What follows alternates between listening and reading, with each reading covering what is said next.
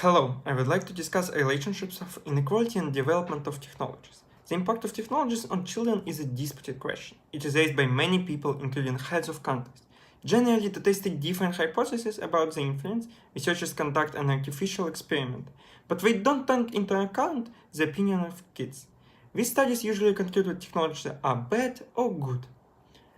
For us. Dana Boyd made a different approach. She interviewed the children in US schools and tried to understand why they use gadgets and how technologies help them in real life. Summarizing of her exploration, you can find in her book, It is Complicated.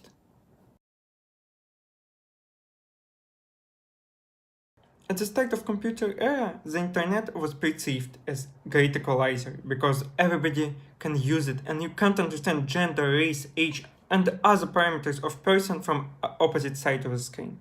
According to observation of Boyd, American schools are still early segregated. It doesn't seem like the internet has changed anything. She concluded everyone's opportunity are dependent on whom they know, which was backed by several examples. Firstly, white children use Facebook when at the same time black children use MySpace.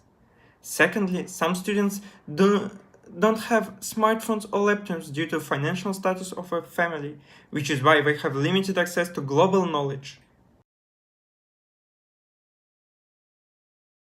The research was made in the USA, and it is interesting, does it correlate with Russian reality? In general, I would say yes, but Russia has some specifics. On the one hand, Russia is a multinational country, with the vast majority of people are white, so there is basically no segregation on a race basis.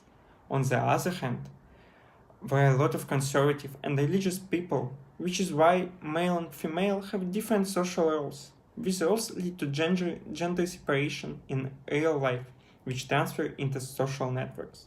Vkontakte is a dominant social network in Russia, so most of students use it and I haven't noticed any disunion there.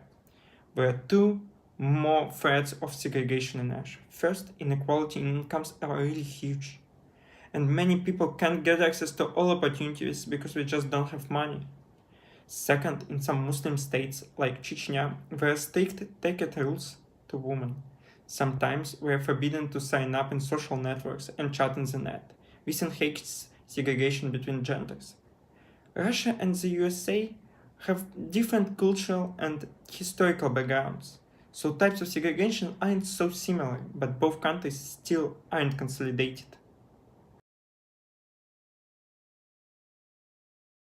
Global cultural changes is a prolonged process. Unfortunately, many people still have preconceptions based on physical appearance. I believe that global net would be a saver because it provides an opportunity to share our ideas to the whole world. But that couldn't happen in a second. Nowadays, we observe significant changes in our freedom. More and more people are tolerant to other ideas, sexual orientation, race, and gender. Bill Gates assumed that decreasing cost of access to the internet is one of the key goals of development, and I can't disagree with him. For the whole video, I have been wearing different masks, so your opinion won't be biased based on my physical appearance. It would be impossible without development of technologies.